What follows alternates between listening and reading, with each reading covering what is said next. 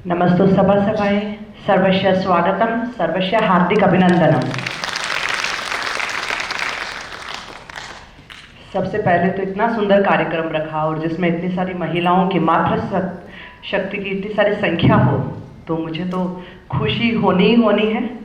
और साथ में महिला दिवस आ रहा है, अंतर्राष्ट्रीय महिला दिवस, और आज की संगोष्ठी, आज का सेमिनार, उसका विषय ही खुशहाल महिला खुशहाल परिवार रखा है। मुझसे पूर्व आपने शारदा दीदी को सुना और उनको सुनने के बाद में मुझे लगता नहीं है कि कुछ बच जाता है।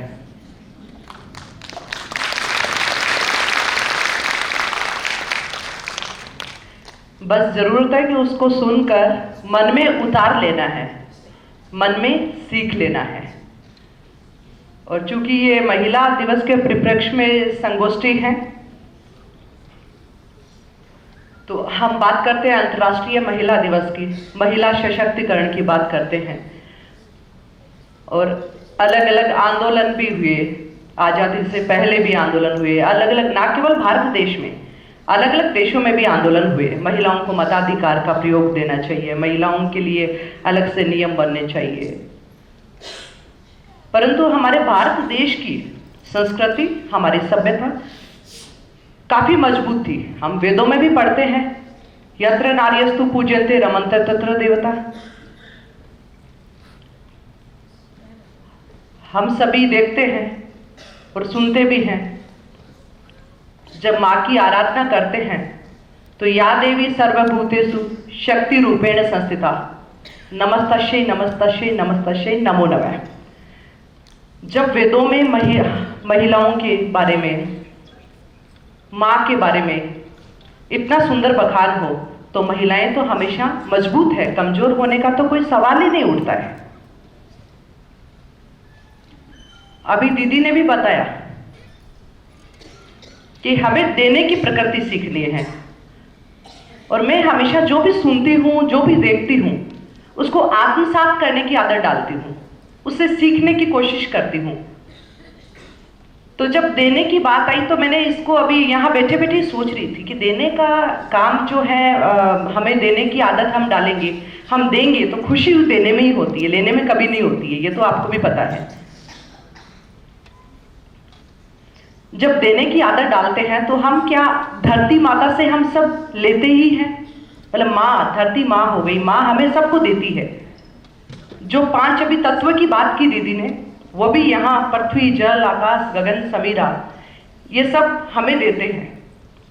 प्रकृति चारों ओर की, वो सब हमें देती है।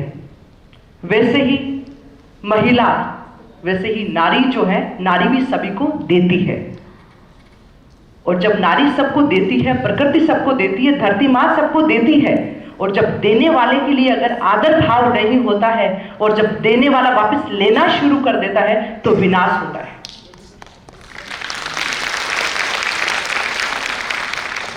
तो उस विनाश से बचने के लिए, एक संतुलन बनाए रखने के लिए, माँ के लिए, नारी शक्ति के लिए आदर तो होना ही होना है।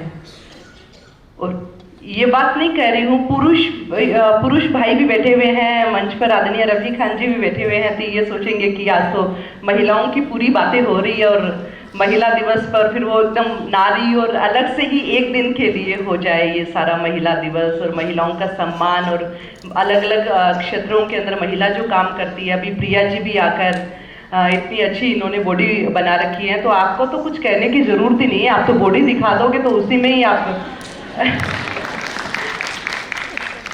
और हमारे बाल कल्याण आयोग की अध्यक्षा भी हैं यहाँ। और अब तो मैं सबको कहना चाहती हूँ, महिला दिवस, अंतर्राष्ट्रीय महिला दिवस सिर्फ एक दिन के लिए नहीं होना चाहिए। महिला दिवस तो 365 दिन का, पूरे साल भर का होना चाहिए। हर क्षण महिला दिवस होना चाहिए, हर लम्हा हम महिलाओं को जीना चाहिए, और जिस सम्मान की महिलाएं हकदार है, वो सम्मान महिलाओं को मिलना चाहिए।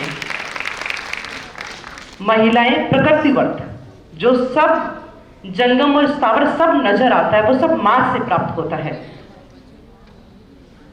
अभी आदरणीय दीदी ने कहा कि पेड़ कभी अपना फल नहीं खाते, नदियां कभी अपना पानी नहीं पीती है, वैसे महिलाएं जो हैं उनका भी एक मूल स्वभाव है। कभी कभी हम बात करते हैं कि महिला है, हमें महिलाओं को थोड़ा और मजबूत होना चाहिए, महिलाओं को और मजबूत करो। महिलाएं अपने आप में मजबूत है। आप देखिए कि जब देवताओं को परेशानी हुई तो देवताओं ने किससे प्रोटेक्शन मांगा, किससे रक्षा मांगी? माता से मांगी ना, माँ दुर्गा से, माँ शक्ति से मांगी। तो राक्षसों का विनाश किसने किया? दुर्गा ने। जब देवता हार गए तो माँ को आगे आना पड़ा। तो महिलाएं तो हमेशा सशक्त हैं।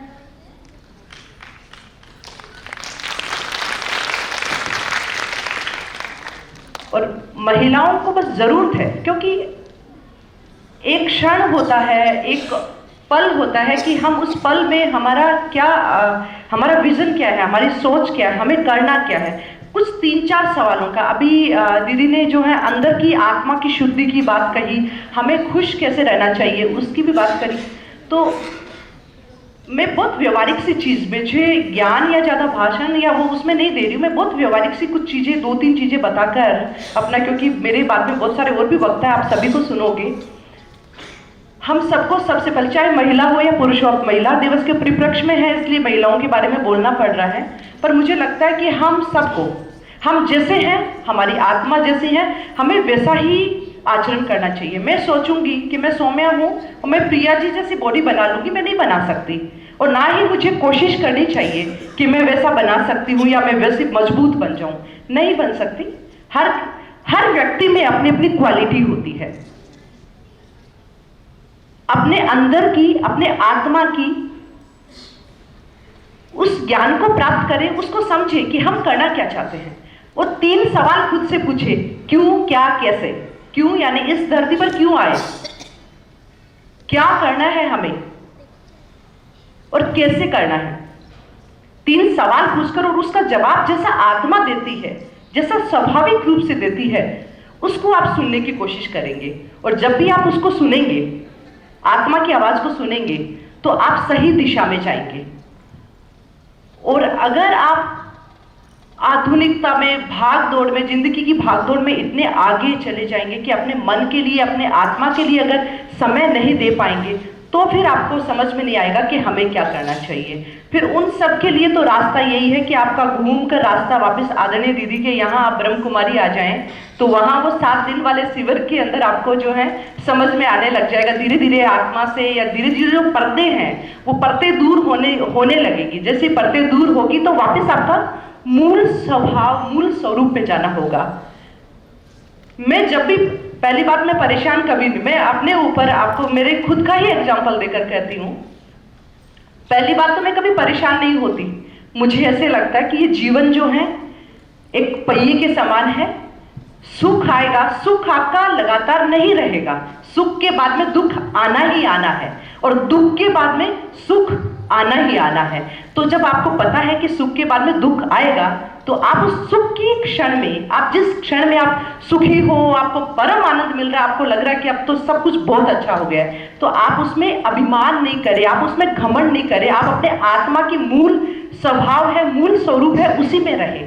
और आप उस वक्त जब आपको लग रहा है कि मैंने सब बहुत अच्छा अचीव कर लिया, मैं देने लायक हो गई, तो आप लोगों को जी खोल कर दीजिए। जितना दे सकते उतना दीजिए आप। और जब आपको लगता है कि इसके बाद में दुख आएगा,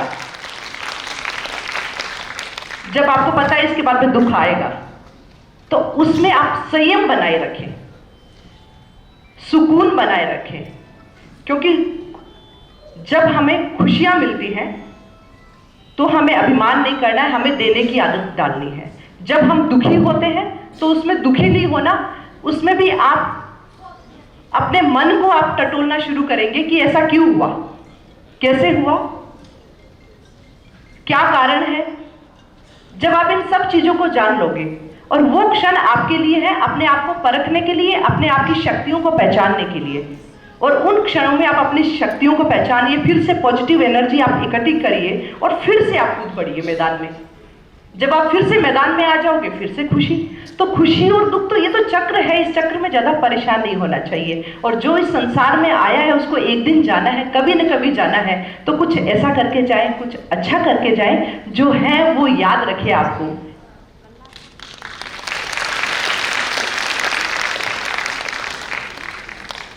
और जब खुशी और गम में हमें परेशान होना ही नहीं है तो जीवन तो अपने आप अच्छा हो जाएगा, जीवन की एक नई दिशा बन जाएगी। और जब मन को सुकून जैसे मुझे कभी सुकून चाहिए, मन को, मेरे को सुकून चाहिए होता है, मैं हमेशा प्रकृति को देखती हूँ, मैं उगते हुए सूरज को देखती हूँ, मैं पेड़ हवा से जब लहरा रहा होता है उसको देखती हूँ, मंद मंद हवा चल रही होती है उसको महसूस करती हूँ, कहीं ट्रेवलिंग में भी होती हूँ तब भी गाड़ी का शीशा नीचे करके उस हवा को भी महसूस करती हूँ और प्रकृति के नजदीक जाने की कोशिश करती हूँ, उसको आत्मसात करती हूँ, उससे समझती हूँ हवा हमें क्या देती है, हम जिस पर है धरती माँ जो धारण करती है, हम उससे क्या वो कैसे अपना सब्र लिए हुए, कैसे अपने आप को मजबूती के साथ में हम सबको संभाल रखा है, हम सबको अपने ऊपर धारित कर रखा है।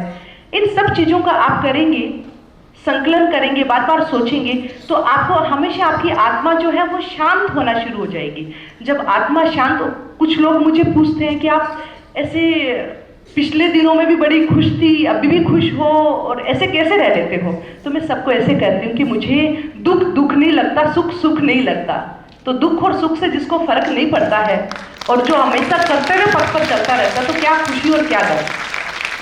इसीलिए मैं आज मेरी नारी शक्ति को, आज सभी महिला शक्तियों को कहना चाहती हूँ कि अपने अंदर की आभास को, अपने अंदर की आत्मा की आवाज को पहचानो। और माँ और नारी का मन जो होता है, जैसे आत्मा का मूल भाव जो है माँ का, वो होता है मीठा होता है, वो प्रेम का होता है, वो सम्मान का होता है, वो आदर का होता है। तो माँ है तो चीनी, जैसे चीनी का मूल स्वभाव मीठा है, अगर उसको नमकीन कर देंगे तो उसकी प्रकृति के साथ में खिलवाड़ हो गया। तो हमें चीनी को चीनी रहने देने चाहिए। माँ है यानी माँ होने में, स्त्री होने में, महिला होने में हमें गर्व महसूस करना चाहिए। और मुझे तो बहुत गर्व महसूस होता है कि मैं महिला हूं।